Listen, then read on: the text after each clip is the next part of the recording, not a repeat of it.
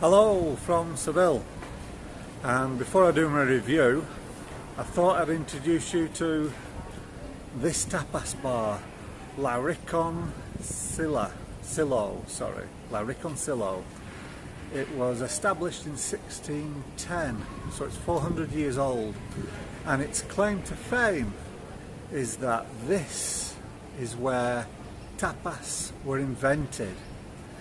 So 400 years ago, this is where tapas, which are now universal and synonymous with Spanish food, this is where it all started from, La Reconcilio. So I thought before I did my review I'd show you a little bit of Seville, and where better to start than the birthplace of tapas. I've got a little bit of a panorama to show you. We was in earlier today. It's heaving now with locals, I'm glad to say, as well as the odd tourists. But I've done a little bit of a panorama so I can show you inside. But before I did the review, I thought I'd show you at least the outside of the birthplace of tapas, La Reconcilio in Seville. So let me show you the panorama now, and then I will get on to the review, where I find somewhere a little bit cooler, because at the moment it's 8 o'clock at night.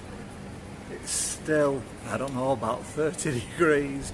I'm going to try and get in the shade, try and find somewhere a little bit quieter, and we'll start the review of the cherry Cavendish. It's the Borkum Riff cherry Cavendish. So enjoy the panorama. It's only a short one, about 30 seconds. And then we'll get on to the review. So I'll see you soon.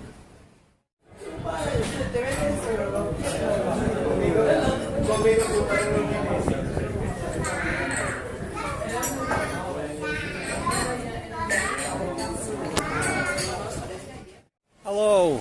Let me just center myself up. I think you can hear me.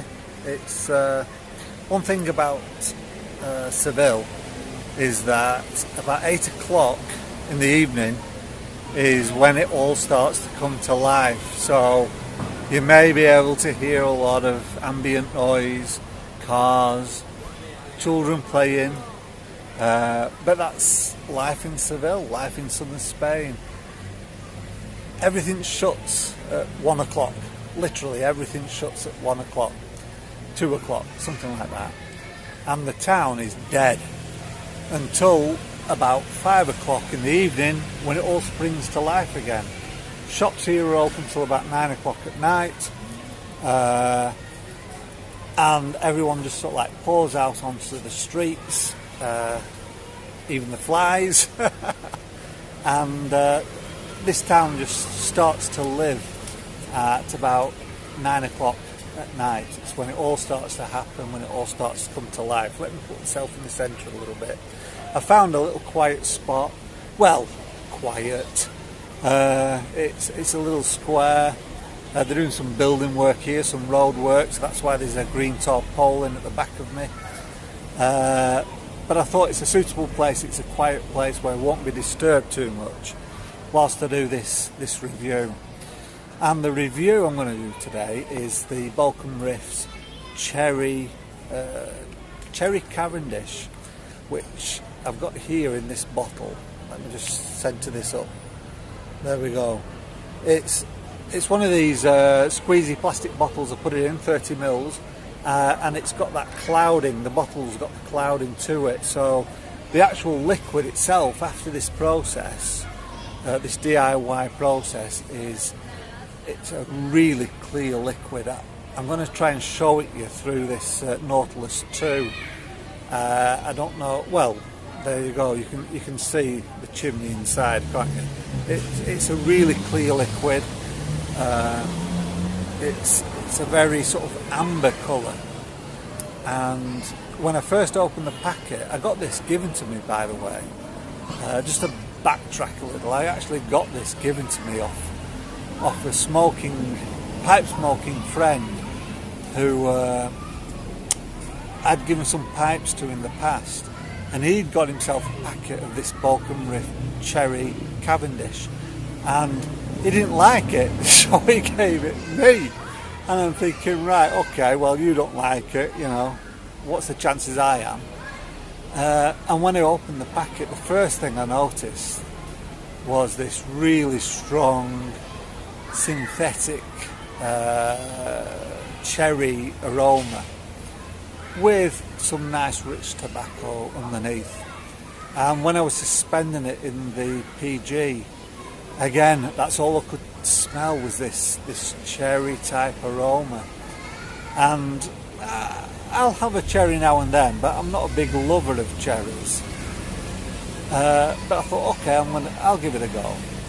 What I'm pleased to say is that the final product does have cherry in it, but nowhere near as much as the aroma would make you think. It's more of a hint of cherry. I know Aussie Piper's asked, have I brought my pipes with me? I haven't, because I don't want to risk them. I don't, want to risk damaging them or in transport. As time goes on, I'll get more confident, probably more laissez-faire with them and chuck them about and stuff. And yeah, I'll stick them in my suitcase. But for this trip, I've only just bought the pipe and I just wanted to keep it at home. Hence, I'm using my old tattered Cool 5.4, which is that old, even the badge has dropped off and all this. But it serves the purpose for 10 days in Seville. And no, another question he asked. No, I didn't do any videos of the process, the filtering process, because basically it would be a very, very boring video. This process takes 2 or 3 days, really, to filter. You've just got to let it drip, drip, drip. That's all you, especially when you get down to these professional grade filter papers. I use Wattman. I'll actually, when I get back home, I will make a video showing you the equipment I've used. But I use Wattman grade 3, which is 6 microns for the first filtering. After the coffee filtering, I should say. I use coffee papers first to get rid of all the tobacco. And then I use a Wattman's grade 3, which is 6 microns, and then a Wattman's grade 6, which is 2.5 microns. And when you get down to 2.5 microns, and you've got, well, like with the Peterson's Borkum, which I'll be reviewing next, when you've got half a litre to filter, it takes like 3 days. Really, it does. It's a long, tedious process. That said, these liquids I found only need, it's about a 5% concentrate. So for a 10ml bottle, you're looking at half a mil. In this, in this 30ml bottle, I only used 1.5 mils. So it's a 5% concentrate, which means that once you've got just something in the bottom of your jar that you're filtering into, you can start to siphon out and make yourself, 30 mils. And you can start diluting that, adding some nicotine and start vaping it. You don't have to wait for everything to finish. But for everything to finish, literally, it takes a long time. You've just got to be patient. That's the key. You've just got to be patient. I mean, you waited 2 or 3 months letting it sit and stew and seep into PG. 1 or 2 more days after that isn't going to make much of a problem.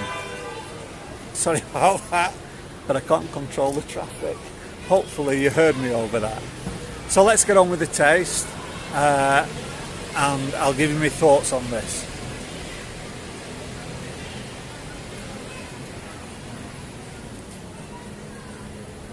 As I said, it's a 5% concentrate, and I mixed it to a 50-50 PG-VG. And wow, yeah, it's Cavendish. So the first thing you notice is there is this sugary sweetness to the tobacco. It's a really nice sugary sweetness to it. And I'm glad to say there is still some cherry there, but it's more in the background. You've got to sort of like pick it out, which is completely different from the aroma I was getting from the raw tobacco, and even from when I suspended it in PG.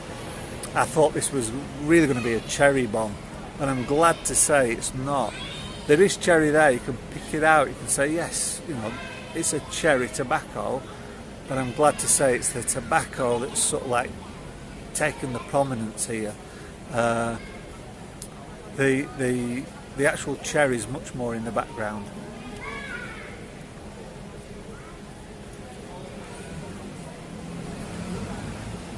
But if you like your sweet vapes, this is a really nice one. One thing I will say though, and this is common with all three of the e-liquids that I've made, is that they're very dry. And if you're vaping this for 10, 15, maybe 20 minutes, which is what I usually do. I usually have 20 minutes in the morning with my e-pipe when I'm at home. Before I start work, I'll just have 20 minutes, I'll catch up on the news, you know, I'll read Twitter, things like that. I'll have a coffee with me as well. And it's very dry. You've got to have some liquid with this juice. Now, I don't know why that is. I don't know if it's something to do with it being DIY, whether, you know, it's a very crude sort of filtration process, and there's still something in the liquid that's giving that really dry sort of aftertaste. But after 10 minutes of vaping this, you've got a very dry mouth. So if you want to try this yourself, and like I said, I'm going to show you all the equipment I use and go through the process when I get home. It is a dry vape, and all three are dry. I'm probably going to repeat this in every single video. All three are very dry vapes. That said though, all three are very damn nice. And this one is if you like sweet vapes, if you like sort of like sweet tobaccos, RY4, that sort of thing, this one is probably a very good choice for you. I don't know, however, you know, the quantities it can buy it in. I got given this, and as far as I know, they're only available in the UK in 50-gram packs. And when I get home, and we'll talk more at length about this, I don't think that's a very... I don't think it's a good quantity to make, simply because it makes way too much concentrate. Don't forget, it's 5%. I think I got about 200 mils of this at home, concentrate. That's like 400 bottles, 10 mil bottles, and one bottle lasts me a week, so I'll just do the maths. Yeah, wow. I mean, this stuff goes a long way. I was thinking right at the start, it's a 20% concentrate, 25%. No, really. You just need 5%. The concentrate is that thick and that full of flavour. You only need 5%. So, this is a damn good vape though. Sugary, sweet tobacco, and there's this nice sort of lingering cherry just in the back end, which is really nice. So I've really enjoyed this. Next up will be the Peterson's, the one that started all this off, the Peterson's Borkum Delight. I can tell you now it's a cracker. But for now, from Seville, I wish you a good evening or a good morning, or whatever time of day you watch this. I hope you have a great day, and I'll speak to you again, maybe from Cadiz, because I'm going to Cadiz tomorrow, and I'll try and find a few minutes in the day just to separate myself from the family and make a video, and we'll talk about the Borkum Delight. I'm actually going to the famous mosque in Cadiz, so I might do another panorama of the inside of the mosque. It's very famous. It's got the arches, the red and yellow arches that you may have seen in photographs. So I'll try and do a panorama, if we're allowed to, of course, inside the mosque, and then try and find a quiet place and do a review of the Peterson's Borkum Delight. But for the moment, I'm very happy with this cherry Cavendish from Borkum Riff. But just be aware, and I don't know if this is just me, the way I filtered it, or if it's common to all DIY liquids, it's a very dry vape, and all three of these liquids are very dry. So if you try this, I'd recommend you vape them with some liquid with you.